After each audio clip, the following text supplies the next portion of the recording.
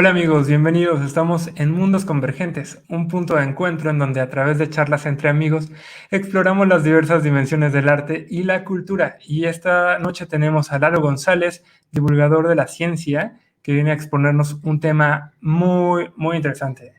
¿Cómo estás, Lalo? Hola Yair, muchísimas gracias por invitarme. Está bien padre esta presentación que haces de el arte y la cultura. Digo, yo hago más cosas de divulgación científica, pero creo que la ciencia es una partecita de la cultura en general. Entonces está bien padre que tengamos estos diálogos entre ciencia y arte, que pues ahora más que nunca nos pueden ayudar muchísimo como sociedad. Claro, claro. Y realmente la ciencia es una parte muy importante de la Lira de Orfeo. Y ya en próximos videos y eventos bueno, espero que se vaya notando mucho más. Y bueno, pues platícanos súper rápido un poco de ti, cómo es que eres divulgador de la ciencia. Siento como que aquí en México no está tan desarrollado ese tema como en España, por ejemplo. Pero cuéntanos, ¿cómo llegaste ahí? Pues bueno, básicamente llegué a la divulgación de la ciencia. Yo estudié biología en la UNAM, en la Facultad de Ciencias. Y pues llegué a la divulgación porque fui becario del Museo Universo en la UNAM y de ahí me enamoré muchísimo. Me tocaba dar visitas guiadas a niños, a familias en la sala de biodiversidad y de cerebro, que eran dos exposiciones que me gustaban mucho porque pues era biólogo y pues me llamaba mucho el tema de biodiversidad, pero aparte el tema de cerebro tiene como muchas aristas y se puede abordar desde muchas perspectivas. Digamos, el cerebro es como el órgano así estrella. Y pues desde ahí como que me enamoré de hacer cosas de divulgación, sobre todo la parte de dar talleres y de dar visitas y hacer actividades con niños. Y pues de ahí me tocó, bueno, tuve la oportunidad de fundar un grupo que se llama ADN Aprende y Descubre la Naturaleza, que este año vamos a cumplir 8 años haciendo actividades de divulgación y en el que hacemos talleres para niños, para un montón de personas. Y también por el otro lado, pues me tocó meterme a la divulgación desde otras trincheras, que es haciendo cosas en redes sociales, haciendo videos, escribiendo notas, eh, pues varias cosillas que se van dando, diseñando infografías. También me gusta hacer diseño de infografías de divulgación de la ciencia. Y pues así, tienes razón, en México es apenas, o sea, sí estamos como un poco, yo no creo que ya tan en pañales, porque ya hay muchas personas que están interesadas en hacer divulgación, pero creo que sí falta mucho para que se reconozca la labor de los divulgadores de la ciencia como se reconoce en España, ¿no? O sea, hay eventos muy masivos de gente, pues divulgadores con amplia trayectoria en el que se juntan y hacen charlas de divulgación y la gente paga su entrada como si fuera un concierto. Por eso digo que esta relación como entre cultura, digamos como que nos toca poner esa parte bella de la divulgación, el realce de la parte bella de la divulgación. Digo, también la parte complicada, porque no solamente hablamos de las cosas bonitas y de lo chido que es la ciencia, sino también nos toca ser críticos. Pero yo creo que eso también pasa incluso con el arte, ¿no? O sea, el arte es una forma de hacer crítica a un montón de cosas, incluso con la misma música, ¿no? Yo creo que ha habido óperas que desafiaban como a los estatus culturales que había en la época en la que fueron estrenadas. Y también lo mismo pasa con la ciencia. Digo, no es que estemos como buscando en ese sentido, pero sí, pues, darnos cuenta que la ciencia nos puede ayudar como en muchas situaciones y que a veces va un poco en contra de la intuición o de lo que quisiéramos. Ahora lo vimos con la pandemia, ¿no? Había cosas que decíamos, no, pero es que eso está como muy locochón lo que dicen los científicos y no deberíamos de creerles, pero en realidad es porque va como un poco en contra de lo que creemos como regularmente. Y bueno, ya me desvié de la pregunta, discúlpame, Jair, me fui como muy lejos con el de Braille. Este, No, no te preocupes, no te preocupes. Pero bueno, aprovecho esta pausa para decirles amigos que ya saben que pueden dejar sus comentarios y sus preguntas y las vamos a leer todas. Y es muy importante para nosotros porque gracias a esas preguntas y comentarios pueden llevarnos por otro lado en la conversación, ¿no? Y lo más importante es que pueden ser partícipes de esta charla, ¿no? O sea, porque no se trata como que solamente estemos aquí nosotros dos, sino puedes compartir con todos ustedes. Y bueno, ahora sí, entonces vamos a entrar a lo bueno porque es un título de la charla muy enigmático y yo sí quiero saber por qué orejas en el brazo para escuchar la ciencia. Entonces, excelente. Bueno, primero quiero empezar hablándoles un poco sobre este tema de biotecnología, ¿no? O sea, justo lo que vamos a hablar, lo de orejas en el brazo para escuchar la ciencia, lo puse primero, lo de orejas en el brazo es por una obra que vamos a ver hasta el final,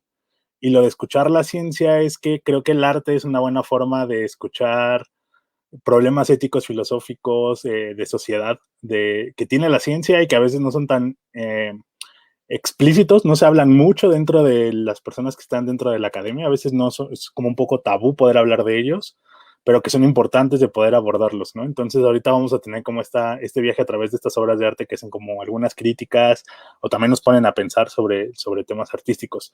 Entonces primero el término de biotecnología es, aquí les puse una definición que es como muy general, dice empleo de células vivas para la obtención y mejora de productos útiles como los alimentos y los medicamentos.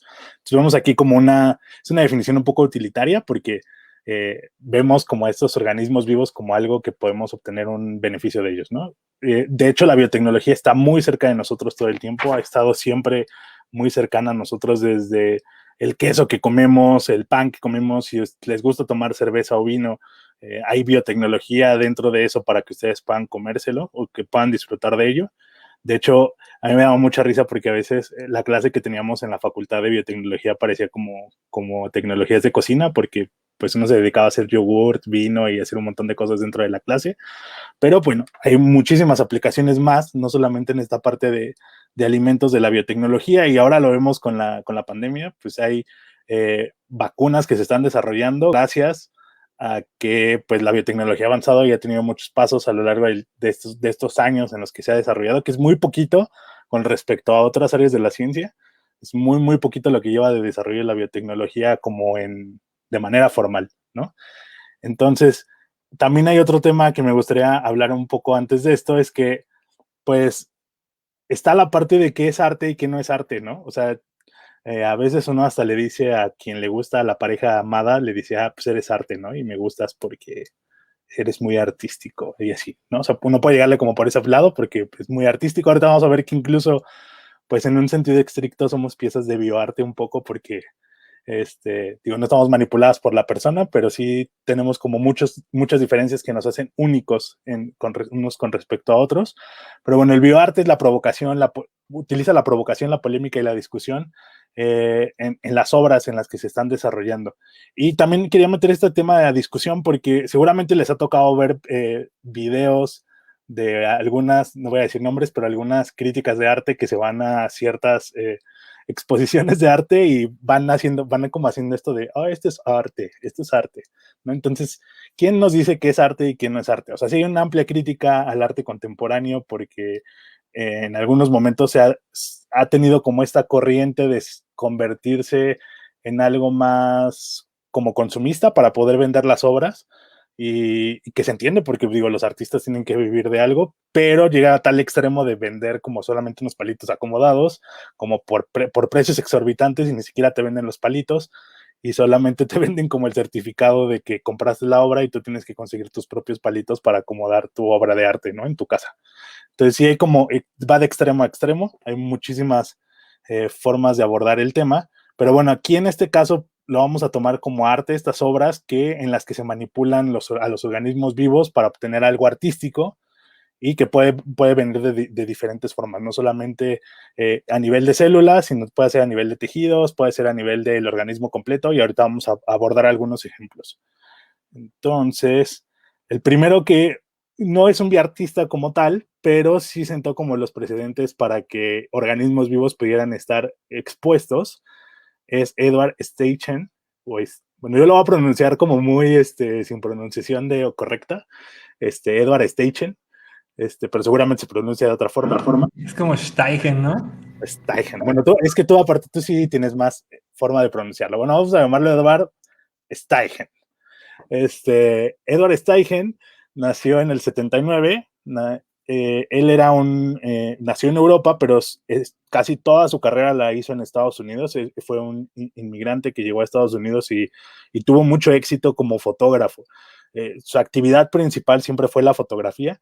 De hecho, sentó las bases para las fotografías en la revista Vogue, o sea, tenía como un amplio impacto, como las fotos más fashion de las modelos y de la ropa y como del cine en Hollywood y así, siempre estuvo como muy relacionado la figura de Edward Steichen. Como sea, como Voy a terminar siendo meme con esto, bueno, pero bueno, sea. vamos a llamarle Edward para los cuates, ¿no?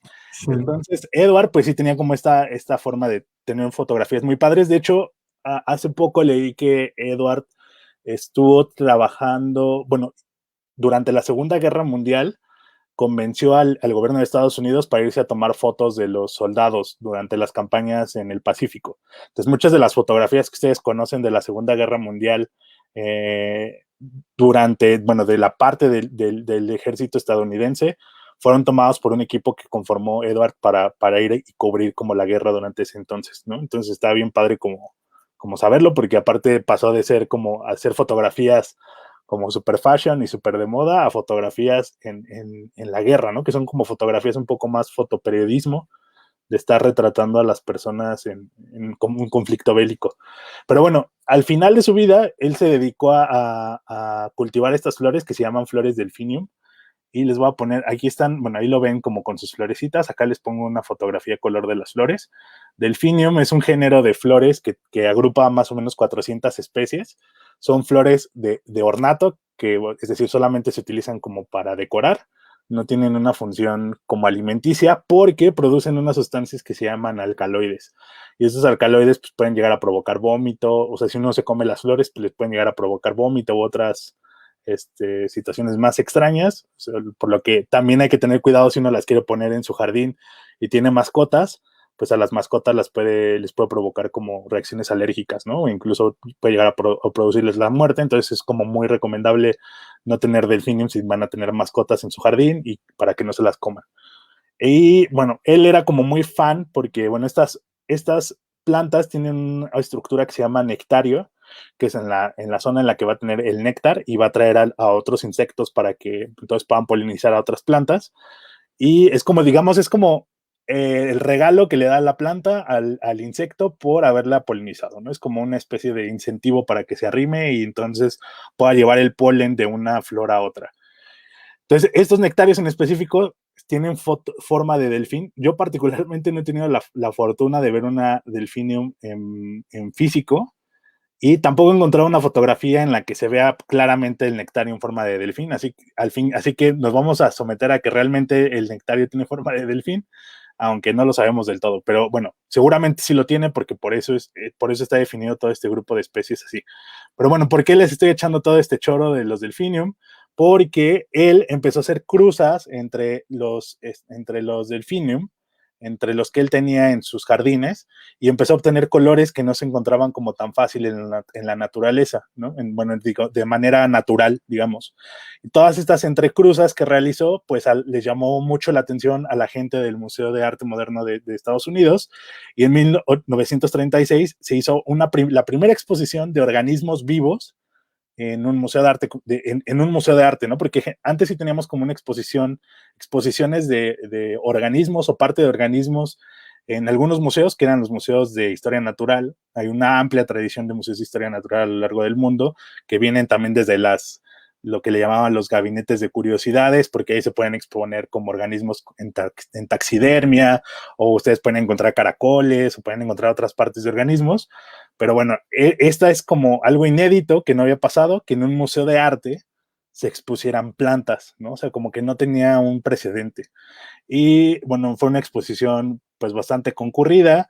Hay algunas fotografías que tomadas por el mismo Edward de su exposición. Y Edward también trabajó durante un periodo en el Museo de Arte Contemporáneo, de Arte Moderno en Estados Unidos, trabajando de la mano con las personas que estaban ahí, sobre todo en la parte fotográfica. Entonces, bueno, hasta aquí queda como bastante claro que pues los organismos vivos pueden formar parte de un museo, ¿no? Aquí les pongo la figura de alguien más porque aparte de que lo admiro un montón como por todas sus obras y me parecen como muy locochonas, que es Salvador Dalí. Yo creo que es uno de los grandes referentes artísticos del siglo pasado. Bueno, hay una entrevista que les recomiendo mucho verla con Jacobo Zabludowski, que a mí particularmente Jacobo Zabludowski me da un poco de risa porque se nota que fue la entrevista como que lo agarraron en curva, o sea, Salvador Dalí lo agarró en curva con el tema del ADN, y en esta entrevista Salvador Dalí siempre está todo el tiempo como gritando la palabra ácido desoxirribonucleico. Y entonces como el que le pregunta algo a Salvador Dalí, digo, Zabludowski, y le grita como ácido desoxirribonucleico, ¿no? Parece un poco como el capítulo de Burns cuando grita solamente el nombre de Homero Simpson, pero bueno, algo así, siempre está repitiendo la palabra ácido desoxirribonucleico para todo, porque durante esta época, esta entrevista es como entre los años, a finales de los años 50, inicios de los 60, Dalí se entera de la estructura, de que se había descubierto la estructura en doble hélice del ADN, y de ahí se empieza a inspirar para hacer muchas obras de arte. Y este nombre se le hace como muy llamativo, y además él ve en esta estructura como la escalera al cielo, o sea, lo ve como la divinidad, como casi para él es la confirmación de que existe Dios, o sea, que hay como mucho ahí detrás de la parte divina entre el ADN y el entre la parte divina y la estructura del ADN, ¿no? Dice Emanuel Pool que me atrapaste con la mención del capítulo de Los Simpson. Bueno, perdón, es que es que yo soy muy fan. Sí, me ganaste, me ganaste. Soy súper fan de Los Simpson, entonces sí, a veces luego voy a hacer algunas referencias durante esto a los capítulos. Pero bueno, entonces Dalí era como súper fan de la estructura, y pues también vemos que Jacobo Zabludowski no estaba muy preparado para ese tipo de entrevistas y le faltaba más barrio científico para saber más sobre el tema, ¿no? Entonces, acá les muestro algunas figuras clave durante todo este tema del ADN. No sé, ya ¿se ve mi cursor ahí? Si lo paso. Sí se ve, sí se ve, sí se ve. Qué chido. Entonces, de este lado, voy a empezar del lado izquierdo. Tienen a Watson, a Crick, a este señor que seguramente no han oído mucho, que se llama Maurice Wilkins, y a esta investigadora de acá que se llama Rosalind Franklin. Ellos 4 estuvieron muy inmiscuidos en el tema de la estructura de la doble hélice. A estos 3 de la izquierda les dieron el premio Nobel por el descubrimiento de la estructura, y a ella, que fue como la pieza fundamental, que sin ella no habrían hecho absolutamente nada, pues no le dieron ningún premio. En parte se justifican muchos de que para cuando se entregó el premio a la doble hélice del ADN, Rosalind Franklin ya había fallecido. Dicen, bueno, pues por eso no se le dio el premio, pero aparte, pues eran medios gandallas estos de la izquierda. Bueno, no todos, aunque pues mayoritariamente más de acá, que era Watson, era medio gandalla, e incluso escribió un libro hablando cosas muy malas de Rosalind Franklin, cuando pues ni siquiera tenía el por qué haberlas dicho. Entonces, pues sí hay como una controversia muy grande en el que no se le reconoció como todo el trabajo a Rosalind en su contribución al ADN. ¿Cuánto drama? ¿Cuánto drama? Sí. Acá dice Israel que dice, cuando Jacobo le pregunta si se toma su té de ácido desoxirribonucleico. Ah, sí, también esa es una cosa, porque como no entienden de qué fregados está hablando Dalí, como que tratar de entender de qué está hablando, y si hay una como referencia que le dice que si toma su té con ácido desoxirribonucleico, a mí me habría sacado de onda, si, o sea, suena como algo medio doble sentido. Pero bueno, el punto es que voy a regresar un poco ya al tema de estos 4 personajes. Rosalind Franklin, el gran aporte que hizo fue tomar esta fotografía que está de su lado derecho, que es la fotografía 51. No tiene nada que ver con el área 51 en Estados Unidos y con extraterrestres, simplemente fue la numeración en la que estaba tomando las fotografías Rosalind, y bueno, fue esta fotografía que tomó. A partir de esta fotografía, ustedes seguramente han visto la estructura del ADN, que es como una escalerita de caracol, y a partir de esta fotografía, pues se pudo obtener la estructura en forma de caracol que tenía el ADN. Este compa de acá era súper gandalla también, porque a escondidas sacó la fotografía 51 que tenía Rosalind Franklin y se las enseñó a Watson y Crick. Entonces, eso no se hace, amigos, o sea, jamás. O sea, es casi como haber robado y haber plagiado como algo que tenía Rosalind, ¿no? Y enseñárselas a estos 2 de acá.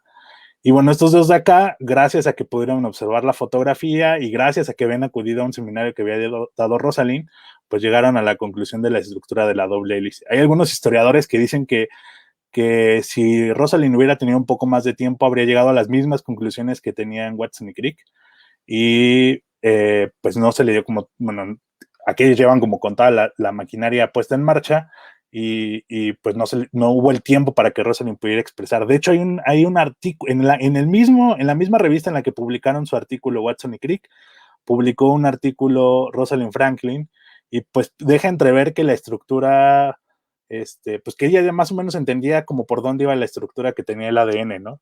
Entonces, pues sí, al final de cuentas, ellos no reconocieron tanto el trabajo, no reconocieron el trabajo que había hecho Rosalind, y pues sí, la verdad está como muy gacho toda la situación. ¿Por qué traje de colación todo esto? Porque resulta que el compa de acá, que era Watson, pues era como muy ególatra, ¿no? Siempre era él y después él.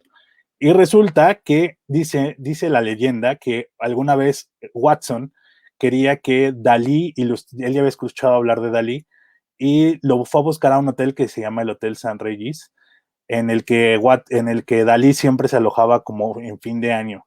Y resulta que tenía la intención de que Dalí le ilustrara un libro a Watson y fue al Hotel San Regis a buscarlo, llegó a la recepción y le mandó una notita a Dalí diciéndole si el segundo hombre más inteligente del mundo quería conocer al primer hombre más inteligente del mundo, o sea, dando a entender que él era como la neta del planeta y lo quería conocer. ¿Cómo? Ya, no. Está como bien gandalla, ¿no? O sea, así de, a ver, Eh, estás más baboso que yo, a ver, ¿quieres conocerme o no quieres conocerme, no? Es como, este, se supone, dice la leyenda, que Dalí sí bajó a conocerle, que estuvieron hablando como en el lobby del hotel un buen rato sobre temas de ADN, y Dalí quedó así como maravillado con todo lo que le contaba de la estructura de la doble hélice y así, lo dejó como muy marcado. Y resulta que pues al final, pues tan marcado estuvo que muchas de las obras que realizó Dalí tienen esta representación de la doble hélice. Esta primera obra que les pongo acá se llama Paisaje con mariposa. Tiene otro nombre, otro como nombre aparte, que es El gran masturbador, paisaje surrealista con ADN, en el que pues claramente aquí está la estructura de la doble hélice, está envuelta con un montón de mariposas. No voy a meter ahorita con las especies de todas las mariposas, pero estas mariposas son mariposas que se encontraban en el lugar donde Dalí pasó su infancia, o sea, son como mariposas muy conocidas para él. Y está también el tema de un tema que generalmente él apareció. Yo me preguntaba mucho por qué es lo del gran masturbador. Y me tocó, bueno, me puse a leer un poco sobre el tema. Hay muchas obras en las que aparece esta figura que muchos historiadores del arte mencionan que se estaba autorrepresentando Dalí, porque tiene como el tono de piel y tiene como algunas facciones que se representan en esta como figura de masturbación, porque decían que tuvo como periodos en los que pues era su única fuente de placer, ¿no? Como el onirismo que le llaman, o no, onanismo, perdón, en el que pues era como también había una como connotación de que era la forma más pura de obtener placer, sin tener como que recurrir a alguien más para autodarse placer, pero está como ampliamente representado, ¿no? El gran masturbador en muchas de las obras. Y también, si se fijan, está como muy en esta parte, como en el primer plano de la obra, es como muy árido todo el paisaje y hacia atrás se vuelve como muy verde. Está como esta representación de que hacia allá vamos, como hacia algo más, como que este ADN va a ser como la parte de la diversidad y que hay como mayor vida, ¿no? Mayor cantidad de vida. Esta es como una de las representaciones de Dalí del ADN que pues incluso permeó en la ciencia, ¿no? Aquí está como esta referencia a la obra de Dalí en esta revista que se llama Nature Genetics, en las que Nature es una publicación en la que se publican muchos artículos de investigación científica, es como de las revistas más famosas, como publicar ahí es como bueno, no sé cuál sería el referente en música, bueno, en canto, pero es como así ser como la neta del planeta publicar un artículo en Nature o en otra revista que se llama Science, que son como las dos más chonchas, ¿no? Y que tienen un amplio impacto a nivel mundial. Y bueno, hay otra obra que tiene un nombre hiper mega largo, que espero que me tengan paciencia. Si hace rato me costó trabajo pronunciar el Edward, ahorita me va a costar más trabajo pronunciar este. Es galacidalacidesoxirribonucleic acid. Ahí sí lo logré la primera, muy bien. Y si se fijan, yo hace rato les hablé, el ADN, en realidad ADN es las siglas de ácido desoxirribonucleico, ¿no? En inglés, las siglas no son ADN, sino son DNA, pero bueno, básicamente el nombre es ácido desoxirribonucleico, ¿no? Entonces aquí, si se fijan, en inglés sería desoxirribonucleic acid, y esto como que nos da la idea de que está hablando de ADN, ¿no? Con este nombre, pero hay otras palabras más metidas ahí como dentro de este nombre. La primera es gala, que bueno, fue la gran musa de Dalí, que de hecho está representada en esta obra aquí de espaldas, es la que vemos en este lado. Luego está el Cid, que es el Cid campeador, hace referencia al Cid campeador, que es como una figura importante en España. Y luego está Alá, que es para los musulmanes es pues, la representación de Dios. Y luego ya viene como toda la parte de ácido desoxirribonucleico, ¿no? Que también lo escribe solamente con una R, bueno, está ahí como muy extraña la forma en la que también él lo va a escribir y lo va a representar. Entonces, ¿qué está representando esta obra? Pues tiene como mucho simbolismo, como todas las obras de Dalí. Hay muchas, si uno siempre se acerca más a las obras, va a encontrar todavía más cosas, como que tiene esta parte de mezclar y tener muchos simbolismos dentro de la obra. Entonces, me voy a basar solamente en 3 cosas importantes.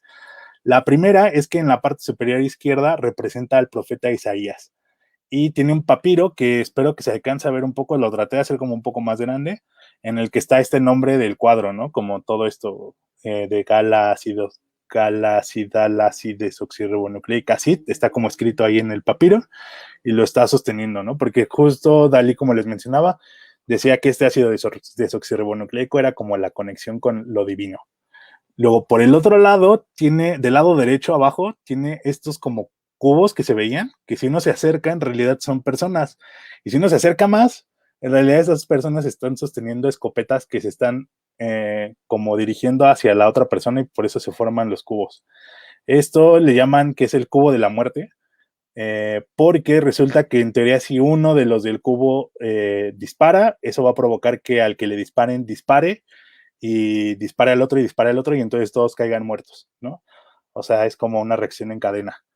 Y además, en teoría, va representando también a la sal en esta ilustración, aunque pues ahí tiene como unas distorsiones de lo que en teoría debería de representarse un cubo de sal, ¿no? O sea, como que no está como del todo, pues científicamente cercano a lo que debería de representarse el cubo de sal, bueno, la representación de la sal del cloruro de sodio, ¿no? Y finalmente, pues del lado izquierdo tenemos representada esta forma como un poco extraña, pero si uno le encuentra la forma, se parece muchísimo a lo que habíamos visto en el cuadro anterior de la doble hélice, ¿no? Es como una doble hélice acostadita y estamos observando ahí el ácido desoxirribonucleico, ¿no? Además está como en esta intersección entre lo de abajo, que es como lo terrenal, y lo de arriba, que es lo divino, ¿no? Está como uniendo estas dos partes de lo divino con lo terrenal. Entonces, es una obra que está como muy locochona, tiene muchos significados, y bueno, siempre Gala va a estar representada casi en todas las obras, ¿no? De Dalí. Ahora, ¿qué técnicas utiliza el bioarte, no? Ahorita esto que vimos, pues no es del todo bioarte, o sea, sí es como estar inspirados en cosas de la naturaleza, en cosas de la ciencia, pero no del todo lo vamos a poder reconocer como bioarte, porque si se acuerdan, yo les dije que el bioarte era utilizar como lienzo a los organismos, a todo el organismo, a unas células o tejidos, ¿no? Aquí no lo hizo Dalí como tal, pero entonces, ¿cómo se le hace como para poder utilizar a los organismos como lienzo? Bueno, pues hay que modificarlos, ¿no? Para que puedan expresar lo que el artista quiere que expresen. Y bueno, en el laboratorio se utilizan muchas técnicas. Aquí lo que les estoy poniendo en estos como circulitos representan a las bacterias. Las bacterias, pues hay de muchos tipos. Seguramente ustedes han tenido alguna infección bacteriana, seguramente han podido comer algún pan que utiliza bacterias para poder, bueno, levaduras que van a permitir que se fermente el pan o que se fermente la cerveza. Las bacterias están por todos lados. Las bacterias tienen un ADN, así como el que ahorita vimos en la estructura de la escalerita, que se cierra. El de nosotros no se cierra y no hace un círculo, sino el de las bacterias sí forma una especie como de ADN circular, ¿no? Que aquí está representado como el cromosoma bacteriano. Y resulta que uno puede cortar un fragmento. El ADN es como una especie de recetario de cocina. Va a tener muchas recetas de cocina este recetario. Y pues puede pasar que uno quiera pues solamente no tomar todo el recetario completo, sino imagínense que ustedes solamente quieren agarrar la receta de pollo con mole, ¿no? Entonces pueden cortar el ADN y meter ese fragmento de la receta de pollo con mole en una célula que no tenía la receta de pollo con mole, ¿no? Entonces se puede insertar en una nueva célula y le va a llegar la receta a esa nueva célula. pero pues es como muy complicado saber si el pedacito que le acabamos de pegar de material genético realmente se pegó, porque pues no es porque podamos ver como las células a simple vista, además no podemos observar del todo si pasó o no pasó la transformación, y por eso utilizamos unas cosas que le llaman genes reporteros. ¿Qué es un gen reportero? Pues no es otra cosa que hacer que la célula exprese algo para que nos avise si por ejemplo, en este caso, la receta de pollo con moles fue adquirida, ¿no? Entonces, por ejemplo, aquí yo les puse, están los pedacitos, imagínense que esta es la del pollo con mole, acá se va a ingresar a la célula bacteriana, aquí ya como que se está pegando y aquí ya se pegó. Entonces, en algunos casos metemos como el gen reportero que aquí se va a meter y a lo mejor lo que va a hacer es que esta célula ahora sea resistente a que si yo la pongo en un lugar con un antibiótico, porque pues, los antibióticos justo tienen esa función de hacer que las células no puedan, las células bacterianas no crezcan, pues entonces si la pongo con un antibiótico, ahora resista el antibiótico, ¿no? Entonces eso me va a decir que sí se metió la receta con pollo con mole y el gen reportero. Pero bueno, resulta que esto también es un medio complicado a veces y ahorita vamos a ver que a alguien se le ocurrió poner un gen reportero que cuando en lugar de que solamente, a lo mejor en lugar de usar este antibiótico para ver si vive o no vive la célula, pues la célula puede aventar un tipo de color o un tipo de luz y que lo podamos ver más rápido, ¿no? Y ahí entra como el bioarte en toda su esencia y su máxima. Pues yo también les hablé hace rato que se pueden generar mutaciones, bueno, no les he hablado de eso, pero adentro del ADN, como este recetario, puede tener un montón de variaciones. Por ejemplo, cuando ustedes hacen un pollo con mole, pues algunos le ponen ajonjolí, u otros le van a poner o de un chile o de otro chile, y hay un montón de variedades de mole, ¿no? Bueno, pues en nuestras recetas también hay muchas variaciones, y esas variaciones son las mutaciones que van a dar diferentes variedades aunque seamos de la misma especie, ¿no? Somos de la misma especie, pero tenemos a lo mejor ojos de un color, ojos de otro color. Algunos podemos hacer la lengua en forma de taquito, otros no la pueden hacer en forma de taquito. Ahí cuéntenos si ustedes pueden hacer la lengua en forma de taquito. Hay unas personas que pueden hacer como una especie de florecita ramificada en tres, que se ve muy extraña, pero yo particularmente creo que soy incapaz de poder hacerla. Pero bueno, hay muchas formas y muchas variaciones. No voy a meter ahorita como con todas estas mutaciones, pero estas mutaciones pues generan variedad y los artistas pueden echar mano de esas mutaciones pues para encontrar cosas que no se podrían encontrar en la naturaleza de manera natural, fomentando que se generen las mutaciones, ¿no? De manera, digamos así, como incitando a las mutaciones. Aquí les voy a hablar del primer artista de bioarte como tal, que es uno de los reconocidos ya como bioartista, que es Eduardo Kac. Él nació en Brasil en 1962 y estudió en el Instituto de Artes de Chicago. Eduardo Kac hemos tenido la fortuna de que haga exposiciones en México, se han presentado exposiciones en Universum, hace poco hubo una de él, de algunas cosas que había hecho, no tanto de bioarte, pero sí con temas de literatura, algunas como unas instalaciones bastante locochonas y bastante interesantes. Y bueno, les voy a contar de una de sus primeras obras, que se llama Génesis, y esta obra, resulta que Eduardo Kac tomó unos versículos de la Biblia, del libro del Génesis, y específicamente tomó, y dijo Dios, hagamos el hombre a nuestra imagen, según nuestra semejanza, el mar y las aves del aire, y sobre el ganado, y sobre toda la tierra, y sobre todo lo que se arrastra sobre la tierra. Entonces, bueno, aquí está haciendo como una evocación, bueno, no les voy a comentar primero, no les voy a dar como mi punto de vista, primero les voy a explicar la obra y luego ya la analizamos todos. Bueno, Eduardo Kac tomó este versículo de la Biblia y lo tradujo a código Morse, ¿no? Acá se los voy a poner. Lo tradujo a código Morse y después de que lo tradujo a código Morse, lo tradujo al código del ADN. Hace rato yo no les conté, pero esta escalera o este recetario, en lugar de utilizar todas las letras con las que nosotros escribimos, solamente utiliza 4 letras, que son la mitad de los escalones que van formando la escalera del ADN.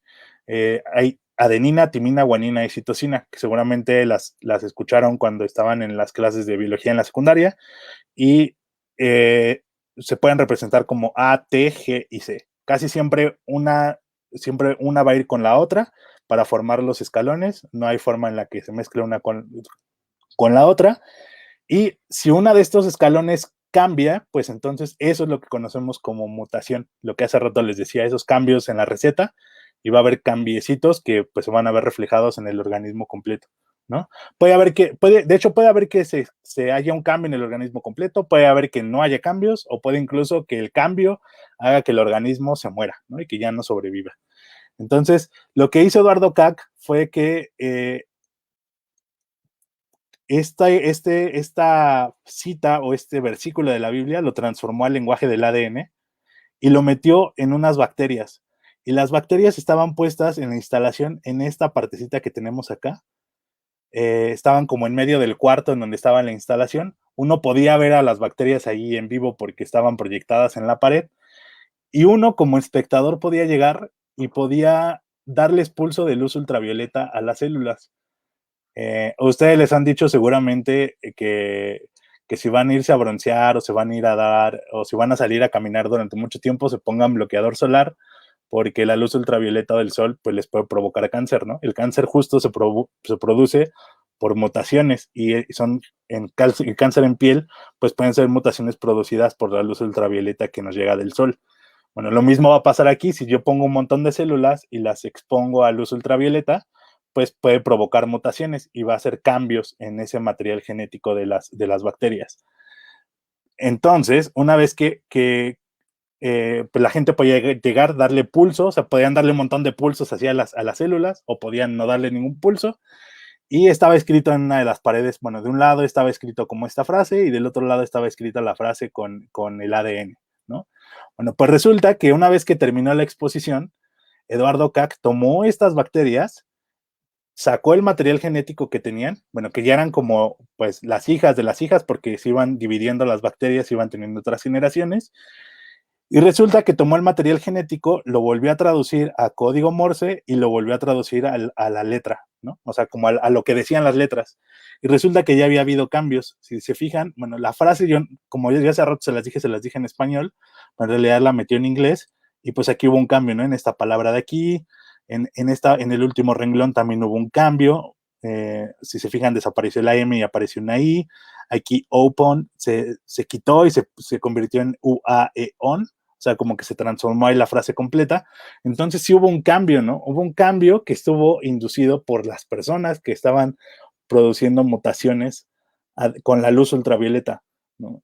Entonces, ya nada más para terminar y explicar la obra completa, al final Eduardo Kac colocó, en teoría, dice que lo que hizo fue poner este material genético que había tenido al final, este ADN, lo pulverizó y lo puso en este frasquito que tiene como si fuera de la lámpara maravillosa, esta estructura hecha en oro, ¿no? Bueno, pues a ver, vamos a analizar un poco la obra. Pues resulta que, pues, esta obra es muy locochona y pues, como muy intensa, ¿no? Porque eh, aborda el tema del libre albedrío. No sé si ustedes han escuchado, pero pues nosotros somos libres de poder hacer lo que queramos, ¿no? Este, no sé, a ver, Jair, tú si hubieras entrado a la obra, ¿le habrías apretado el botoncito para que las bacterias se mutaran? Sí, la verdad es que sí, varias veces. Así, todo el tiempo así con el botón así apretado. Sí, Bueno, pues resulta que en realidad, pues justo ahí nos pone Eduardo Kac como si fuéramos dioses, ¿no? O sea, como que uno está modificando el entorno completo de esas bacterias y pues uno decide si quiere modificarlas o no quiere modificarlas. Digo, habrá quien diga, no, planeta, es que también respeto a las bacterias como seres vivos y no le voy a apretar al botón. O sea, seguramente hubo gente que no lo hizo, pero pues otros a lo mejor no le apretaron una vez u otros se mantuvieron ahí el botón apretado un buen rato para que mutaran y pues el cambio pues, se ve reflejado, ¿no? O sea, sí hubo un cambio al final. Y esto también nos mete como en las cuestiones éticas de experimentación y cambios en los organismos, ¿no? Porque pues los científicos, pues sobre todo los que hacen biotecnología, pues todo el tiempo están modificando estos organismos. Pues a mí me tocó trabajar, por ejemplo, en algún momento con levaduras para hacer que esas levaduras produjeran más alcohol y entonces pues la cerveza, o sea, como que la producción de cerveza fuera más eficiente, ¿no? Entonces, pero ahí estamos jugándole como un poco al dios, ¿no? El dios de la cerveza, bueno, el dios de las levaduras de la cerveza para producir más alcohol. Entonces, son un poco de las cuestiones que nos está poniendo Eduardo Kac con toda esta obra, ¿no? O sea, está muy locochón el tema pero al final de cuentas se está poniendo como el dedo sobre la llaga porque son temas que luego no se abordan tanto cuando ya estás haciendo experimentación con animales, ¿no? Que ahora pues ya hay comités éticos que también lo que quiero decir es que no los científicos hacen experimentos así como súper crueles con los animales, sino hay comités éticos que aprueban esa experimentación con ciertos organismos, ¿no? O sea, no es como que nada, el científico diga, ay, me voy a traer 10 monos resus de China para hacer experimentación porque se me ocurrió experimentar cualquier cosa, sino que hay todo un montón de comités para poder hacerlo, ¿no? Bueno, pues vamos a seguir con otra obra de Eduardo Kac que particularmente es como de mis favoritas, aunque tiene muchos problemas éticos, y fue como súper controversial. Para que entiendan esta obra, les voy a contar súper rápido que hay unas medusas que seguramente ustedes han visto en las películas de Disney, así que aparecen muchos organismos que son bioluminiscentes, ¿no? O sea, como que producen luz a partir de su cuerpecito. De hecho, a veces llegan a producir como estas mareas luminosas, pero particularmente esta medusa, bueno, hace algunos años, pues no se conocía cuál era las bases bioquímicas de que sucediera ese fenómeno. Bueno, resulta que unos investigadores descubrieron que estas medusas producían una proteína que se llama proteína verde fluorescente, que la tiene en la estructura aquí en medio. Y esta proteína, ¿se acuerdan que hace rato les hablé de una cosa que se llamaba el gen reportero? Que cuando metíamos la receta del pollo con mole, queríamos saber si realmente se había insertado y le poníamos algo para que nos avisara que sí se había metido. Bueno, pues resulta que a alguien se le ocurrió usar esta proteína verde fluorescente como gen reportero porque es un pedacito de material genético que está codificado en estas letras A, T, G, C. Y resulta que con esas bueno, con esta proteína en específico podíamos saber si se había metido el material genético, porque si a las bacterias las exponemos a luz ultravioleta, van a dar una coloración verde fluorescente, que cualquier otra bacteria, digamos, como en medio, en una situación natural, pues no habría producido ese color, ¿no? Aquí les puse como nada más como dato cultural y curioso. Del lado derecho está una escultura que se llama Medusa de Acero o Medusa metálica, que es de Julian Boss André, que está en uno de los institutos de los investigadores que trabajaron con este tema, ¿no? Y que en realidad está inspirada en la estructura de la proteína verde fluorescente, pero a la vez tiene como movilidad como si fuera de medusa, ¿no? Y bueno, esta proteína ha servido muchísimo porque nos permite ver en tiempo real a las neuronas, ¿no? O sea, podemos marcar a las neuronas y ver qué está pasando adentro de nuestros cerebros. Acá hay otro gusano, hay un gusano que se llama C. elegans, que es un gusano transparente, que podemos verle todo lo que tiene por dentro del gusano y estar viendo el desarrollo del gusano. Como es transparente y el huevo también es transparente, podemos ver el desarrollo desde que está creciendo, ¿no? Y podemos estudiar cómo se han ido transformando en las diferentes partes del gusanito. Entonces, es un marcador para ver estas partes. También se han usado algunas ratas para poder marcarlas con proteína verde fluorescente y con el paso del tiempo también se ha modificado la proteína para que nos dé otras coloraciones, porque, por ejemplo, imagínense que ustedes en la neurona quieren ver, no sé, un tipo de neurotransmisor, pero al mismo tiempo quieren ver dos neurotransmisores diferentes. Si los marcan de verde a los dos, pues no van a ver un cambio en la neurona. Pero si uno lo pone en verde y otro lo pone en rojo, pues se va a ver si realmente están pasando los dos neurotransmisores por la neurona, ¿no? Entonces sirve muchísimo tener dos o más colores, como cuando uno es el niño de los plumones y quiere marcar todo con muchos colores, pues así mismo de eso sirve este tipo de marcadores en la ciencia. Y bueno, nada, súper rápido, estos son los tres investigadores que trabajaron con estos colores. Es Osamu Shimomura, que es quien descubrió esta proteína verde fluorescente. Luego Martín Chalfie fue el que se le ocurrió usarla como gen reportero. Y luego al final Roger Tsien fue quien hizo los cambios en la proteína para poder tener otros colores y otros marcadores, ¿no? Y bueno, al final de cuentas, así, cuando uno hace el marcaje en las bacterias, se ven las cajas de Petri, que en realidad son unas como, digamos, como cajitas para poder hacer gelatina, porque en realidad a las bacterias las ponemos a crecer en unas gelatinas que se llama, en una gelatina especial que se llama agar, que tiene todos los nutrientes para que las bacterias crezcan dependiendo de sus requerimientos. Y cuando hace rato que les decía, no sé si alcanzan a ver, pero hay unos puntitos que no se ven que brillan y otros que sí. Bueno, cuando hacemos este intercambio de meter la receta del pollo con mole o cualquier otro, por ejemplo, yo lo que les decía de la cerveza, ¿no? Metemos más genes para que produzca más alcohol, pues puede pasar que se meta o que no se meta. Si se metió, las bacterias van a brillar, y si no se metió, va a haber puntos que no estén brillosos, como los que vemos por aquí, que algunos que nada más están como blancos, que son colonias de bacterias que no metieron la información genética, ¿no? Entonces, para verlo, usamos luz ultravioleta, que fue lo que hace rato les dije, pero también se acuerdan, les dije que la luz ultravioleta puede producir mutaciones. Entonces, cuando lo usamos, pues se meten en unos aparatitos que tienen protección para que no nos llegue la luz ultravioleta a los ojos ni a la piel, y podamos observar qué bacterias sí adquirieron esta información genética. Bueno, pues resulta que Eduardo Kac se le ocurrió esta técnica que ahorita les conté, pues se había hecho con bacterias, ¿no? Las bacterias no tienen núcleo, de hecho, hace rato también les dije que las bacterias, su material genético estaba de manera circular, era un ADN cerrado, y bueno, pues no había muchos trabajos sobre cómo hacer meterle esa proteína verde fluorescente a organismos que tuvieron células con núcleo, y que su material genético está organizado de otras maneras diferentes. Y bueno, a lo que se le ocurrió a Eduardo Kac fue trabajar con unos investigadores en un instituto que sus siglas son INRA, porque es el Instituto Nacional de Investigaciones Agroecológicas o Agrotécnicas. No recuerdo específicamente, pero es algo de agro en Francia.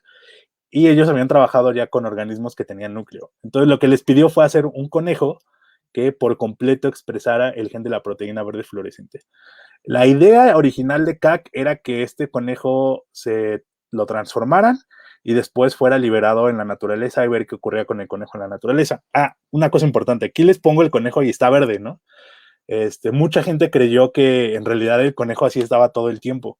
Y si se acuerdan, hace rato les dije que para que se vea así, necesitamos luz ultravioleta. O sea, el conejo en realidad no se veía verde todo el tiempo. Solamente cuando era expuesto a luz ultravioleta se podía ver esta coloración, ¿no? Nada más como para que quede claro que no todo el tiempo el conejo estaba verde así, ¿no? Entonces, resulta que el conejo, pues, se quería liberar, que en realidad yo creo que no hubiera habido un cambio tan grande, pero hubo un dilema ético si realmente el laboratorio lo podía liberar, ¿no? Al final, el comité ético dijo que no se podía liberar. Eduardo Kac también quiso que el conejo se quedara con él como un animal de compañía. Tampoco se le permitió que lo tuviera como animal de compañía. Y al final, Alba, que bueno, así se llamaba el conejo, se quedó en el laboratorio, ¿no? Dentro de las instalaciones del laboratorio, porque pues, era parte de un experimento y no se podía como liberar, ¿no? Pero fue muy sonada esta obra de Eduardo Kac, en la que se hizo además, si se fijan, hay como todo un avance también como de la ciencia, ¿no? De hacer transformaciones, bueno, meter como este material genético a un organismo completo, pues eso va también haciendo como avances dentro de la ciencia. O sea, como que el arte y la ciencia trabajando como en parte en conjunto. Y también vemos como lo que les decía hace rato, o sea, que sí hay comités éticos dentro de los laboratorios que están regulando todo este tipo de actividades. La siguiente obra que les cuento se llama El octavo día, que también es de Eduardo Kac, y era una especie como de domo en el que estaban encerrados algunos organismos, y al centro tenía este cosito que está de este lado a la izquierda, que se llama Biobot. Este Biobot era como un robot con un cerebro en el que estaban puestas unas amebas. Las amebas son organismos que, bueno, seguramente si ustedes vieron a las chicas superpoderosas, porque luego hay un desfase generacional, espero que este no sea el caso, pero si vieron a las chicas superpoderosas, había una banda que se llamaba la banda ameba.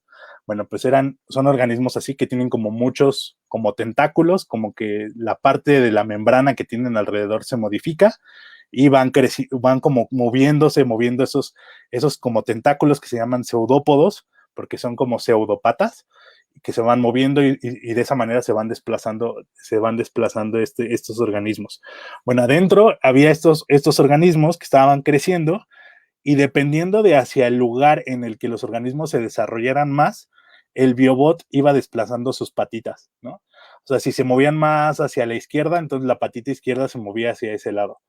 O si se iban hacia el lado contrario, pues entonces la patita del otro lado se movía. Y además, pues los que estaban visitando la obra también podían mover al biobot, ¿no? O sea, no era como que el biobot se moviera así como como en una película de ciencia ficción así súper rápido, era un poco lento, pero podías como darle impulsos para que el biobot se moviera hacia un lado o hacia el otro. Adentro de este como ecosistema, pues era un poco ecosistema porque era un poco sustentable con todo lo que tenía dentro. También había unas ratas que estaban transformadas con la proteína verde fluorescente, y también había unas plantas, ¿no? Que estaban como brindando oxígeno ahí adentro y que también estaban transformadas con esta proteína verde fluorescente. Entonces también aquí lo que nos pone Eduardo K, que es como el futuro si uno se quiere volver cyborg, pues ¿quién nos va a controlar? O sea, ¿nos van a controlar nuestras neuronas? ¿O va a haber gente externa que va a venir a modificar y a transformar nuestros hábitos o las intenciones que tenemos, ¿no? O sea, se va a romper el libre albedrío de las personas. O sea, el biobot, ¿por quién estaba controlado ahí? ¿Por las personas externas o por las amebas? ¿O quién era realmente el cerebro de ese biobot? Entonces, como que mete mucho sobre la mesa sobre esa parte de los cyborgs, y de hecho, al final vamos a hablar un poco también sobre un cuate que hace unas cosas muy locochonas con el tema cyborg. Acá ya voy a ir un poco más rápido con los últimos artistas. Está Marta de Menezes, que es una artista de Portugal, y ella, una de sus primeras obras se llama Nature, así como con pregunta. Espero que le haya dado la entonación para que se entendiera. Y ella, en realidad, he estado buscando en varios libros y en varios lugares, pero no dice exactamente cómo hizo estas modificaciones en las mariposas. Las mariposas generalmente tienen patrones simétricos en sus alas, ¿no? Una ala es generalmente simétrica de la otra y son muy parecidas la una con la otra, no hay como muchos cambios. Y bueno, esto tiene como implicaciones tanto para que sus depredadores pues se puedan camuflar de los depredadores o no las ataquen, o también hay como, seguramente hay una función como de reproducción, de selección sexual, o sea, de si una mariposa tiene cierta coloración o no tiene cierta coloración.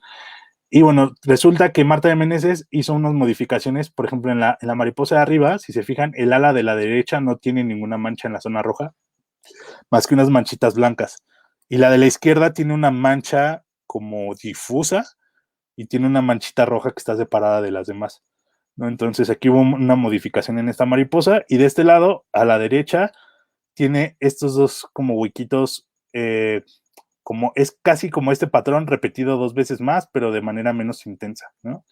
Entonces, aquí lo que hace Marta es decir que estas obras son efímeras porque se van a morir con el organismo, o sea, y no va a haber dos obras repetidas, ¿no? O sea, cada una es una obra diferente y no se repite. Pues por eso hace rato que yo les dije, cuando le dicen a alguien que eres arte, pues en realidad, pues sí, somos arte, ¿no? Porque pues los patrones que tenemos no se van a repetir, o muy rara vez se pueden repetir casi los mismos, pero estoy seguro que los mismos no van a encontrar a otra persona igual, porque pues las modificaciones y las mutaciones que han tenido a lo largo del tiempo, más lo que heredaron de sus papás, pues no va a haber otras personas igualitas a ustedes, ¿no? Entonces, pues sí, ustedes son artes en el sentido de Marta Menezes y su obra Nature. Hay otra obra que hizo Marta que se llama Deconstruction, Decontamination, Decomposition. Está inspirada en la obra de Piet Mondrian, que es un artista neoplasticista. Y bueno, así este tipo de obras, seguramente ustedes las ubican. A lo mejor si no conocían a Piet Mondrian, sí ubicaban las obras. Y bueno, él las hizo. Lo que hizo Marta fue hacer las obras de Piet Mondrian, pero con placas que estaban llenas de agar. Si se acuerdan, hace rato el agar les dije que era como esta gelatina que tiene nutrientes para las bacterias y que pueden crecer sobre ese nutriente o sobre esa gelatina. De hecho, ustedes también tienen, si dejan una gelatina tal cual en el refrigerador, van a ver que van a empezar a crecer bacterias en su refrigerador. No sé si no la tapan. No sé si les ha pasado que se les olvida una gelatina en el refri y después la abren y tiene un montón de cosas ahí creciendo. Generalmente van a crecer hongos, pero aparte también pueden llegar a crecer bacterias. Es importante que cuando se deshagan de ellas, pues traten como pues de limpiar todo y no avienten todo nada más hacia la basura, ¿no? O sea, como ponerle un poco de cloro, tratar de limpiarlo lo más posible para que no avienten todo ese caldo de cultivo que se generó en su refrigerador a la basura, así nada más. Bueno, regresando al tema del arte. Marta se alió con una doctora que se llama Ligia Martins del Instituto de Biología Química y Biológica en Lisboa. Y resulta que esta doctora trabajaba con unas bacterias que se llaman Pseudomonas pútidas. Bueno, Pseudomonas pútida lo que hace es degradar está como especializada un poco en degradar colorantes. Entonces, lo que hizo Marta fue poner colorantes en las placas de agar, y eso iba a ser como un poco la comida para las bacterias, y también puso bacterias de Pseudomonas putida. Entonces, la obra, pues si uno iba el primer día, la obra se veía súper acá Piet Mondrian con todos los colores intensos, pero si uno iba después, pues la obra ya había perdido color, ¿no? O sea, ya se habían comido las bacterias todos los colores que tenían ahí. Entonces era una obra que con el tiempo iba cambiando, y que además, pues, estaba como la parte otra vez de lo efímero de lo que puede llegar a ser el arte. Estas, nada más como dato curioso, estas Pseudomonas putida, la investigación de la doctora Ligia, ya en el ámbito científico, las están ocupando para fábricas que producen ropa y que hacen hacen coloraciones en las playeras o en los pantalones, y luego estos colorantes se vierten a los ríos. Entonces, lo que ella está buscando es que las fábricas utilicen las bacterias para que se degraden los colorantes y no se vierta todo así de manera inconsciente de los colorantes a los ríos o a las corrientes de agua, y que eso produce que pues tanto plantas, peces o cualquier otro organismo que está viviendo en esas corrientes o en esos cuerpos de agua, pues puedan verse afectados, ¿no? Entonces aquí hay como un trabajo muy en equipo entre una y otra. Acá esta que les estoy poniendo hay algunas asociaciones de biotecnología que hacen concursos para poder hacer en placas de agar, que son esas como gelatinas que les dije, pues arte, ¿no? Con bacterias, con los diferentes coloraciones que les dije hace rato. ¿Se acuerdan que era la proteína verde fluorescente, pero hay otras coloraciones? Pues también se puede hacer. Incluso también algunas colonias de bacterias van a dar pueden dar una coloración específica, ¿no?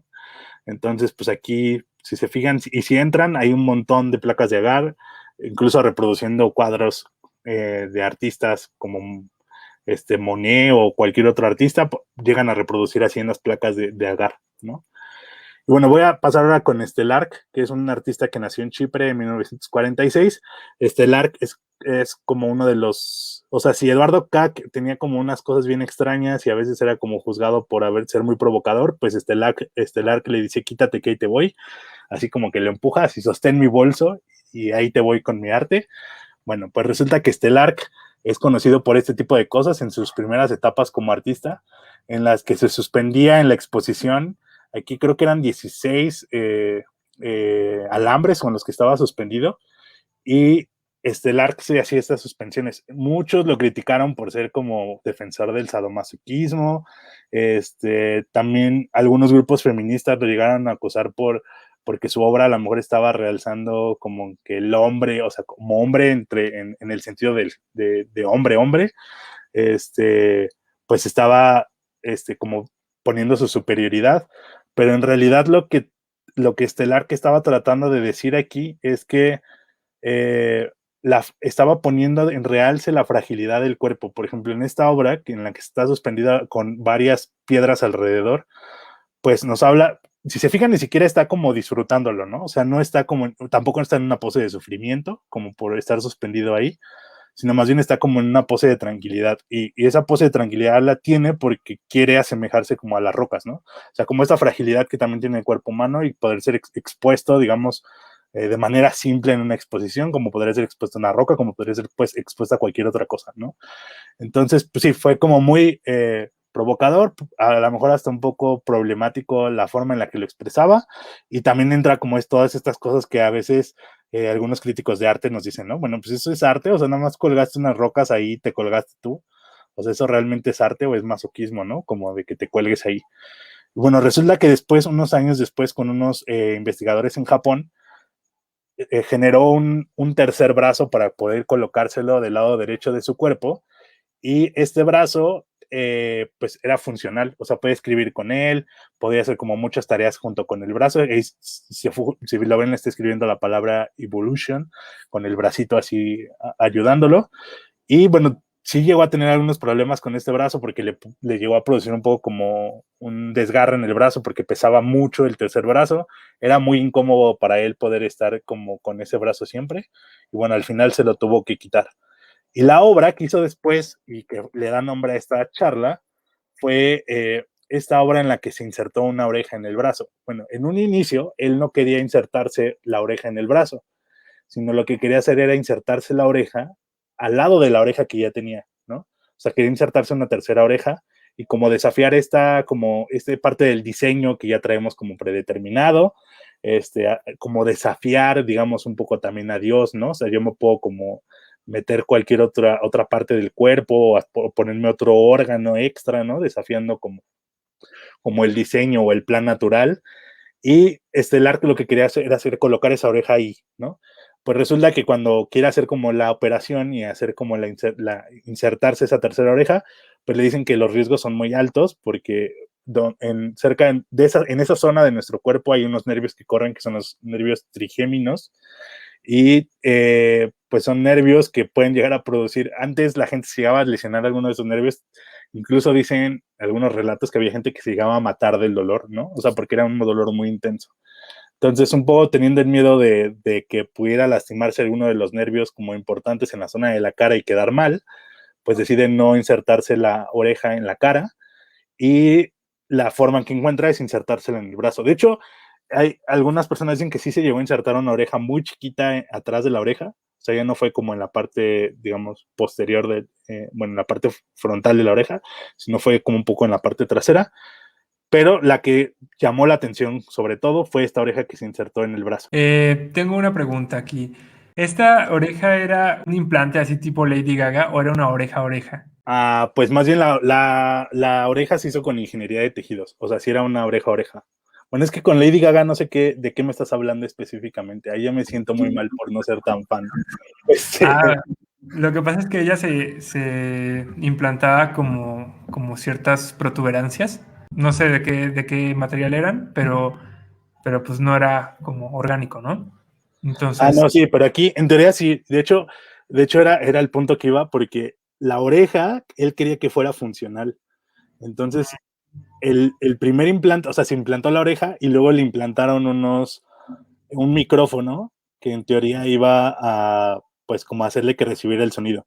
Pero tuvo un problema con ese micro. Bueno, quería que le llegara el sonido a él, pero también quería que el sonido que él estuviera recibiendo por medio de la oreja se enviara a una página de internet.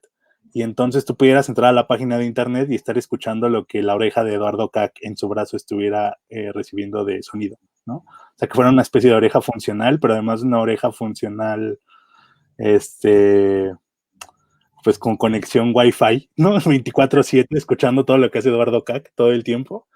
Pero resulta que cuando le insertaban el micrófono, tuvo una infección en la zona de la oreja, entonces tuvieron que retirarle todo, ¿no? La oreja y todo. O sea, pues sí, nuestro experimento no funcionó, bueno, su obra artística no funcionó del todo y también como que comprometía pues su cuerpo, ¿no? Y su salud. Entonces por eso al final ya no la hizo. Que la verdad luego me sorprende un poco que, como por ejemplo lo del nervio, que dijera que no quería como exponerse al dolor. Y yo así de, compa, te suspendes con 16 alambres ahí con nada más agarrado de la nada y le tienes miedo al dolor en la cara, así, pero bueno, o sea, cada quien... Como dice Paul, el masoquismo es arte. Exacto, así como dice Manuel Paul, así, el masoquismo es arte y así lo vemos como en toda la expresión de la palabra con este compa, con este Lark, ¿no? ¿Sabes qué? Tengo que decir como fan de Grey que hay un capítulo en donde le insertan una oreja a alguien en el brazo, como para que no Wow. para que no la pierda o algo así. Así que tal vez se pudieron basar de esto. ¿Quién sabe? Tal vez yo creo que sí está inspirado en esta obra de este Lark, porque sí está muy locochón lo que es, bueno, todas las cosas que se le fueron ocurriendo, sí están muy, muy locochonas. Bueno, va a pasar con el último artista, bueno, que no sé si llamarlo artista, performista o cyborg, es Neil Harbison. Él es inglés, nació en el 84, estudió en el Dartington College of Arts de Nueva York, específicamente en el Instituto de Fotografía, y él tenía un problema desde que nació. Resulta que él no podía ver los colores, o sea, todo lo veía blanco y negro, o sea, en sus ojos no le permitían como percibir todos los colores, toda la gama de colores, y resulta que desarrolló esa cosita que está en su cabeza, que es una antena, que le permite bueno, percibir los colores en forma de sonido, ¿no? O sea, los colores, esta estas longitudes de onda de los colores las va a percibir la antena y las va a transformar en ondas de sonido para que él las pueda percibir en su oreja, ¿no? Bueno, en la parte de su cerebro que está percibiendo los sonidos. Entonces, Neil pues luchó mucho porque en realidad esto que él ya tiene, la antena para él ya es parte de su cuerpo, ¿no? Es, digamos, es su forma de percepción del mundo. Entonces luchó mucho tiempo porque cuando quiso sacar su pasaporte le dijeron que se tenía que quitar la antena. Y pues no es, él lo que decía es que no le dices a alguien cuando se va a tomar la foto del pasaporte como, a ver, quítese su oreja, ¿no? O sea, pues no, o sea, para él esa antena ya era como un órgano más de su cuerpo. Y entonces, pues él, después de varios como pleitos legales, pues resulta que obtuvo su pasaporte y aquí ahí sale con la antena y trae unos audífonos porque es como la primera versión de su antena en la que no tenía como directamente un chip que estuviera enlazado con su oreja y tenía unos audífonos para estar haciendo la percepción de los colores. Después como que se perfeccionó la oreja y ahora ya no necesita los audífonos para estar escuchando los colores y percibe de esa manera como el mundo, ¿no? Digamos, como la parte colorida del mundo. Entonces es otra forma de percibir eh, pues los colores, percibir el mundo a través del sonido, ¿no? O sea, no, ahora sí que estaría chido saber como a qué se escucha el verde o qué se escucha un atardecer, ¿no? O sea, como todas estas percepciones, pues solamente las está viviendo él y él mismo dice que él es el primer cyborg reconocido como cyborg, ¿no? Porque pues tiene un pasaporte en el que aparece con esta, digamos, como esta parte del transhumanismo, esto que le permite, pues, sí, o sea, depende solamente de esa antena para poder percibir los colores en la realidad, ¿no? O sea, a lo mejor suena como un poco locochón, pero pues así es, amigos. Bueno, aquí hay un poco de cómo hace la percepción, está como la naranja y está percibiendo como los colores y luego se emiten las ondas para que él pueda escuchar el color. Y finalmente voy a terminar con algunos casos mexicanos, porque en México pues también se hace bioarte. Les pongo aquí el caso de Edith Medina, que tiene como unas cosas bien interesantes haciendo textiles a partir de hongos y a partir de bacterias. Tiene texturas, sabores y colores como bien interesantes. Ha dado muchos talleres, particularmente no me ha tocado poder inscribirme a alguno de ellos, pero sí sé que es una de las exponentes más importantes de bioarte que tenemos en el país, y no solamente hace cosas en México, sino que también da cursos a otros lados del mundo. Entonces está como bien interesante. Hay cursos y talleres en su página por si quieren seguirla, en Biology Studio. Y también les quiero hablar de este grupo que está haciendo cosas de bioarte a través hacen música inspirada en microorganismos y hacen conciertos en los que proyectan a estos microorganismos mientras están haciendo la música, ¿no? Entonces, el grupo se llama Sonat Vite y está conformado por 3 personas, por Roberto, Arturo y Juan, y Roberto tengo el gusto de conocerlo, y hacen cosas bastante interesantes también de bioarte, como relacionando música y biología. Y finalmente, hace unos años tuvimos el gusto de hacer como nuestra propia obra bioartística, en un evento que se llamó Arte en tus genes en la Dirección General de Divulgación de la Ciencia de la UNAM, en el que tomamos algunos genes que estaban codificando para que uno pueda tener oído absoluto o que uno pueda como acoplarse a la música coral, ¿no? O sea, de qué manera pues escuchas al otro y luego tú te afinas como para estar escuchando. Estos genes los tomamos de un artículo que estaba publicado sobre estudios genéticos y música, y lo que se hizo, lo que nos hizo el favor de hacer alguien en la Facultad de Música, fue generar piezas que estuvieran inspiradas en esas secuencias, pero además que era un concierto como un poco pedagógico, porque por ejemplo, cuando era una pieza en la que eh, estaba relacionada con un gen en el que nosotros nos permitía encontrar cuando alguien se desafina, pues entonces durante la obra había una parte en la que la obra explícitamente se desafinaba, ¿no? Para que la gente pudiera notar que se había desafinado. Y entonces, un poco lo que se trataba de hacer es que en ese momento el gen o la proteína que está expresando el gen, pues estuviera expresando, ¿no? O sea, la música inspirada por la misma secuencia genética estaba haciendo que esa secuencia genética estuviera poniéndose en uso durante la obra musical, ¿no? Entonces fue algo muy locochón, estuvo bastante padre, se presentó varias veces en Museo Universo, en el Museo de la Luz, Y bueno, son otras formas también de hacer como música o hacer arte a partir de estas secuencias genéticas o secuencias de proteínas. Y bueno, llegamos al final. Les dejo acá las redes sociales. Colaboro con ADN Aprende y Descubre, hace rato les dije. Colaboro con la Red Mexicana de Talleristas de Ciencia y Recreación en Cadena. También pueden encontrar varias cosas que hago para la revista Ciencia, que es donde trabajo, tengo el gusto de trabajar. Mi canal de YouTube que se llama Ciencia y lo Odian, y ahí están mis redes sociales por si me quieren contactar o si quieren leer cosas que también luego comparto de cosas de arte o de música y de bioarte y así, pues ahí me pueden seguir en Twitter, Instagram o Facebook. Y está mi correo. Y espero que próximamente podamos hacer algunos videos colaborativos, ¿no? En la Lira de Orfeo. Exacto, sí, me parece muy bien. Que este sea como el primero, la puerta de muchos, ¿no? Sí, me parece muy bien. Esperemos que sí podamos hacer más cosas ahí como artísticas de arte y ciencia. Está muy cool. Me voy a quitar mi presentación. Ok. Para que nos vean. Ya regresamos. Y bueno, vamos a leer algunos comentarios. Amigos, si aún no han escrito sus preguntas, este es el momento. Y nos estaba diciendo igual Emmanuel Paul que arriba la sinestesia. Esta vez es sinestesia cyborg. Cyborg. Y también que Aquetzalí Rueda ha hecho experimentos musicales con plantas. Y es maravilloso. Oh. Bueno, también hay muchas cosas de bioarte en el que se ponen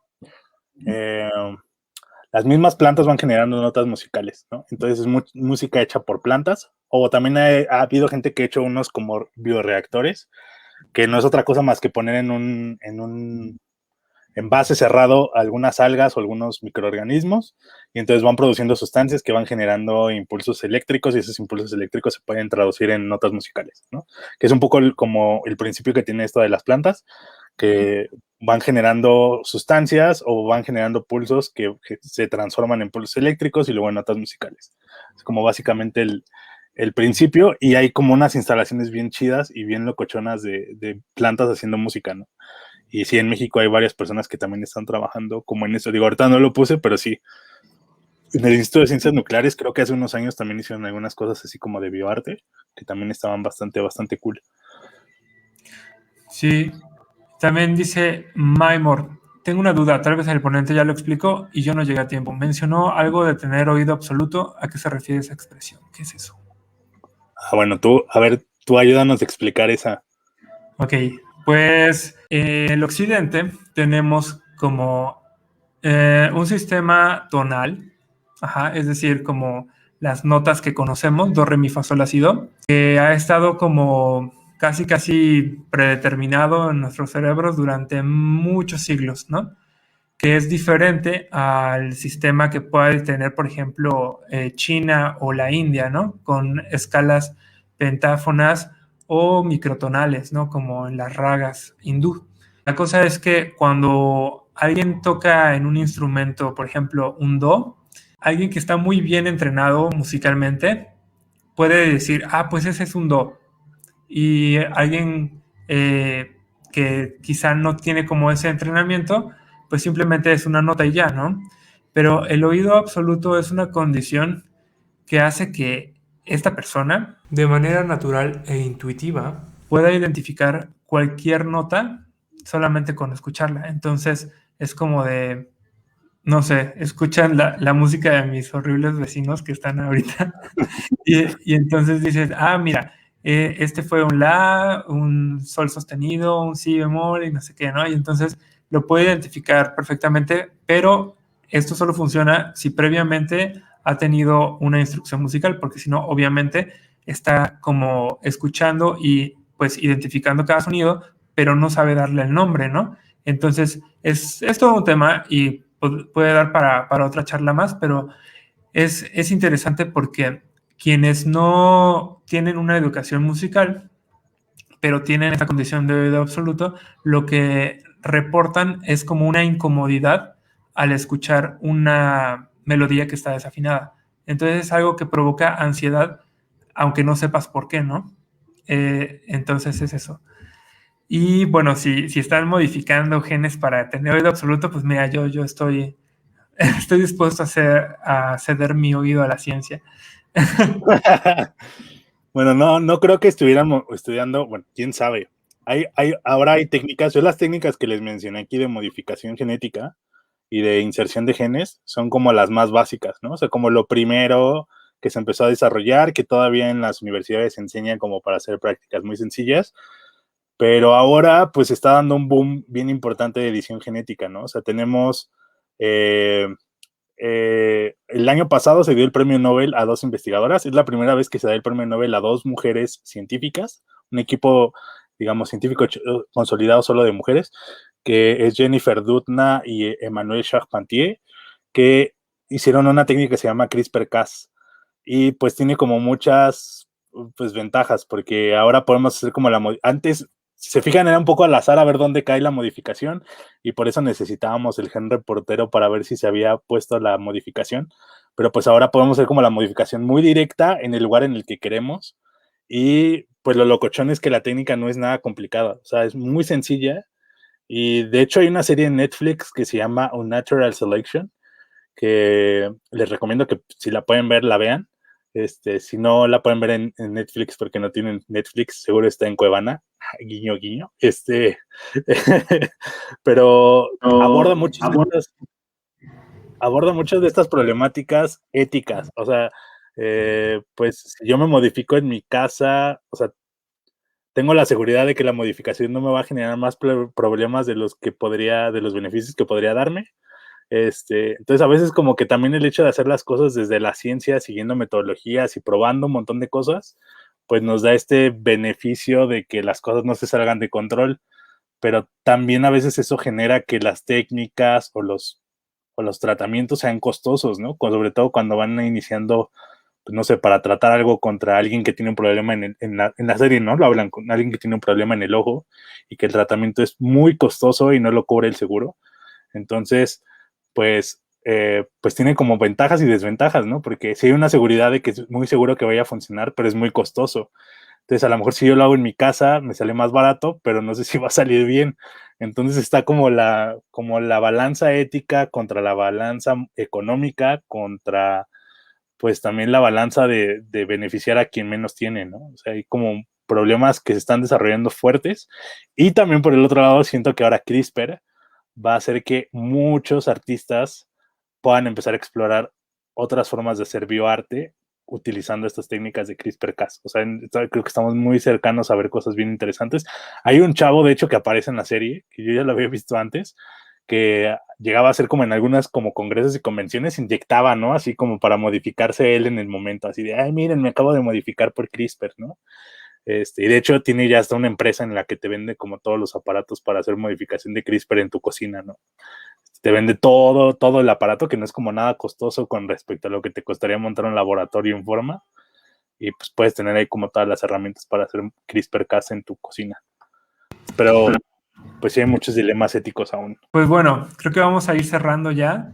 Sí quisiera leer este comentario, el otro comentario largo que dice Israel, que casi nunca está aquí, entonces debe notarse su presencia ahora. Entonces, eh, porque tiene que ver con la divulgación científica. Y la verdad es que, como te decía al principio, es algo que yo siento que está muy de la mano con el arte, ¿no? O sea, el arte y la ciencia es como que siempre están juntos.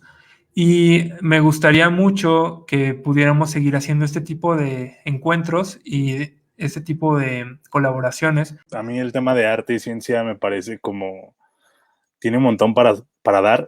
Igual, si quieres, yo quería como comentar algo con respecto a lo que acabas de decir y a lo que acaba de decir Israel. Bueno, lo que puso Israel en el comentario. Si quieres, lo voy a leer. Dice, a mí me gusta mucho las series de Cosmos, de Carl Sagan y la de Neil deGrasse Tyson, porque no solo hablan de ciencia, sino de su relación con las culturas a través de la historia. Y puedo asegurar que muchos de los actuales divulgadores se inspiraron en esta serie, y más esas maneras de explicar los temas con ciencia, por ejemplo, el movimiento de las estrellas con el bolero de Ravel, la longitud de ondas sonoras con Carmina Burana, las longitudes de onda de la luz con Rhapsody. O sea, por ejemplo, yo ahorita lo que hice, o sea, fue explicarles transformación bacteriana y edición genética a través de estas obras de arte. O sea, en realidad, nunca mencioné, hasta ahorita acabo de mencionar la palabra de edición genética, pero pues ya más o menos se van con la idea de cómo se hace edición genética en el laboratorio, ¿no? O sea, y les conté un montón de cosas también de cómo se hace ingeniería biotecnológica, un poco las bases, pero pues no se los dije y no se los aventé así como súper denso y como habría sido una clase de biotecnología, ¿no? Y sí, yo creo que también hay como que a lo largo de la historia, la ciencia fue como relegada a convertirse muy aburrida, ¿no? O sea, sí hay una parte tediosa porque, o sea, siempre también hay una parte en la que los divulgadores te dicen, no, es que la ciencia es súper divertida y salen así como con sus batas así, con los pelos parados y como con sus matraces llenos de colores porque todo es diversión en el laboratorio. Y pues no, o sea, hay unas partes que son tediosas, o sea, a veces el experimento no te sale y tienes que hacerlo una, dos, 20 veces hasta que te salga. Este, pero no quiere decir eso que la ciencia no tenga una parte de belleza y que también evoque emociones. Les quería contar una experiencia, una anécdota que nos contaba una divulgadora que es María Emilia Beyer, que es directora del Museo Universum, y ella siempre decía que ella se preguntaba por qué, bueno, una vez fue a un examen de titulación de una de sus sobrinas que había estudiado música, y bueno, ya hace rato le pregunté a Yairi si eso era cierto y me dijo que sí, cuando se titulan en música pues hacen un recital, ¿no? Entonces terminó el examen de titulación y pues todos se pararon y le aplaudieron, ¿no? Porque pues había sido como muy bonito. Y decía, ¿por qué nadie se paró y me aplaudió así con la tanta energía cuando acabé mi examen de titulación con mi tesis de la licenciatura de biología, ¿no? O sea, si lo que yo había hecho realmente estaba bello y estaba bien chido, ¿no? ¿Por qué no lo lograron entender a ese nivel? Bueno, pues yo creo que parte de lo que hace la divulgación es eso, ¿no? O sea, ponerte lo bello que es la ciencia, como con otras palabras, como contextualizando esos contenidos, pero para que se haga atractivo a las personas, ¿no? Entonces, sí, solamente, no siempre ponemos como lo mismo cuando haces divulgación de la música, no nada más te hablan de lo bonito de Beethoven y de lo bonito de Mozart o de lo bonito de tal o cual autor, bueno, compositor, sino también te cuentan las partes tristes, ¿no? O sea, lo que vivió, lo complicado que fue hacer composición o a lo que se enfrentaron. Lo mismo pasa con los científicos, son personas y también nos toca como divulgadores contextualizar eso que les está pasando, ¿no? Por ejemplo, yo ahorita les hablé de las obras de arte y por ejemplo, el conejo, esta Alba, me parece como genial, pero también entiendo todos los conflictos éticos a los que se tuvieron que enfrentar, uno, para hacerlo, y dos, pues también Eduardo, o sea, estaba como en una posición en la que se la quería llevar, pero es así como de, compa, date cuenta, ¿no? O sea, si te la llevas, no sabemos qué pueda pasar, o sea, hay como un principio precautorio y que entra como en otras cosas, ¿no? Entonces, por eso también no se los pinté como todo así, el bioarte es como todo color de rosas, porque pues también hay un montón de cosas éticas a las que se tienen que enfrentar. Entonces, sí, retomando lo que dice Israel, creo que Carl Sagan, Neil deGrasse y sobre todo, no solo Carl Sagan y Neil deGrasse, sino porque también hay que darle el reconocimiento a quien escribe esas series, que se chutan un montón de cosas para poder escribirlo. Me parece que una de las autoras, una de las escritoras de la serie de Cosmos, cuando estaban Carl Sagan, era su esposa, ¿no? Bueno, una de las que fue su esposa después, porque se casó primero con una investigadora que se llamaba Lynn Margulis, que es conocida porque propuso una teoría que se llama la teoría de la endosimbiosis, y pues es como una de las teorías más famosas dentro de la biología. Y después se divorciaron, se casó con, es que siempre se me va su nombre, perdónenme, pero bueno, se convirtió en su esposa y era guionista de Cosmos, ¿no? Entonces, también hay un trabajo bien impresionante de ella para poder hilar todas estas cosas entre arte, conciencia y también entre cosas como pues de la naturaleza, ¿no? Porque abordaban un montón de temas, no solo como temas astronómicos.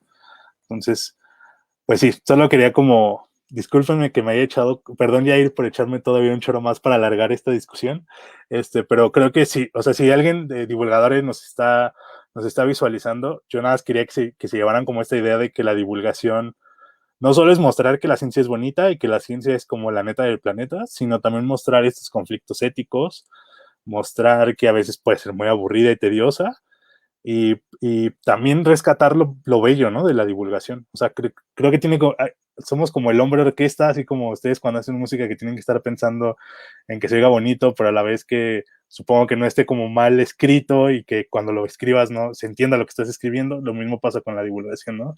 Estar como con muchos ojos viendo un montón de factores para que el resultado final esté padre. Y es bien bonito crear comunidad a través de esto. Entonces, pues muchas gracias, Lalo, por haber aceptado esta invitación y compartir todas esas cosas tan valiosas con nosotros.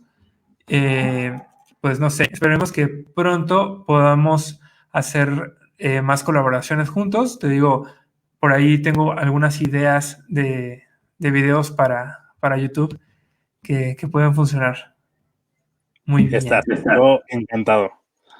Y pues sí, o sea, yo la verdad siempre, a mí me gustó ahorita, por ejemplo, Mayra que preguntó, o sea, o sea, también el comentario de Israel es genial, o sea, como que también creo que la divulgación debe de evocar a las emociones y comentarios como los de Israel, la verdad a mí me llenan muchísimo porque pues provocamos que se preguntaran más cosas y que tuviera esta parte de discusión. Y a mí me gusta mucho más que las personas se pregunten y se cuestionen más cosas. A lo mejor que ni siquiera tenía que ver como con el contenido directo de la charla, pero me gusta moverle a la gente eso, o sea, que se hagan más preguntas de las respuestas que a lo mejor les podemos dar. Sí, claro. Y pues no es con la finalidad de que se conviertan en científicos, ¿no? O sea, pues es lo que aprecian la ciencia, que creo que es lo mismo que pasa cuando haces como videos de música, bueno, como de esos de divulgación de música, pues no quieres que todos se conviertan en músicos, pero sí que aprecien un poquito más la música, ¿no? Con otros, que se pongan otras gafas para ver la música. Claro, aparte, bueno, al menos los videos de mi canal no están dirigidos para músicos siquiera, ¿no? O sea, son para personas que no están dentro de ese mundo, pero no y sí, porque pasa con la música y pasa también con la ciencia. O sea, siempre nos rodean esas dos cosas. Entonces, pues está chido conocer un poquito más de eso, ¿no? Exacto, sí. Y digo, y la verdad es que, como dices, siempre nos vamos a enfrentar como a una nueva canción y a lo mejor tener estos conocimientos nos va a poder hacerla apreciar un poquito mejor. Y lo mismo va a pasar, o sea, nos vamos a encontrar con algo de ciencia, como pues cuando se te atraviesa una pandemia y tienes que entender algo sobre las vacunas que te vas a poner. Entonces, pues también ahí va a estar la ciencia y pues también ahí vamos a estar divulgadores de la ciencia a la orden. Así es. Y bueno, pues para terminar, amigos, nada más quiero pasarles aquí mi Instagram por si quieren seguirme ahí. Subo más contenido musical, cosas acerca de mi vida, de mi perrito también, y pues algunos covers y algunas clases gratis, así que también por ahí estén atentos. Y bueno, ¿nos puedes repetir de nuevo tus redes sociales? No sé si tienes Sí, esa... bueno, yo posteo muchas cosas sobre ciencia y también sobre arte y cosas así en Twitter. Estoy como el Lalo Landa, así como lo tengo ahorita en la pantallita. Y también así me encuentran en Instagram. También ahí subo covers de canciones. También me gusta cantar, aunque canto muy mal. Y como lo que siempre digo, en mis redes sociales no se canta bien, pero se canta con sentimiento. Entonces, pues, si quieren escuchar a alguien cantando con sentimiento, me encuentran. Y bueno, también bueno, encuentran como infografías, notas de divulgación. Escribo en la revista Ciencia también algunas notas de actualidad y las voy compartiendo. Entonces, pues si quieren saber más sobre ciencia, sobre divulgación o cosillas de arte a veces, pues ahí me pueden seguir en redes sociales o en Facebook, que me encuentran como Lalo González. Así es. Pues bueno, muchas gracias, Lalo, por todo esto. Muchas gracias, amigos, por haberse quedado aquí con nosotros estas casi 2 horas. Está muy chido. Esperemos que nos podamos reunir próximamente por aquí. Y bueno, no nos queda nada más que decirles buenas noches. Nos vemos pronto. Bye.